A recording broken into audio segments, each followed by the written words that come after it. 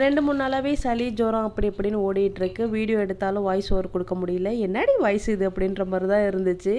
Adjust பண்ணிக்கோங்க. இன்றைக்கி லஞ்சுக்கு தக்காளி சாதம் தான் ரெடி பண்ணிகிட்டு இருந்தேன். என் ஹஸ்பண்ட் இடையில வந்து என்னது இது அப்படின்ட்டு போயிட்டு இருந்தாரு. சரி, நான் அவர் ஆஃபீஸ் கிளம்புனதுக்கப்புறமா ரெடி பண்ண ஆரம்பிச்சிட்டேன்.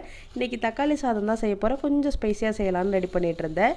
எத்தனை பேருக்கு இந்த தக்காளி சாதமில் போடுற இந்த பட்டை, கிராம்பு, ஏலக்காய்லாம் பிடிக்காதுன்னு சொல்லுங்கள். நான்லாம் லஞ்ச் பேக் பண்ணி அம்மா கொடுக்குறப்பெல்லாம் ஏதாவது ஒன்று வாயில் மாட்டிட்டா கூட ஏம்மா இதெல்லாம் போடுறீங்க, போடாமல் சமைக்கவே முடியாதான்லாம் நான் கேட்டு சண்டை போட்டிருக்கேன். ஆனால் கர்மா இஸ் அ பூமராங் அப்படின்ற மாதிரி இப்போ இது எல்லாமே நான் ஃபேஸ் பண்ணிகிட்ருக்கேன்.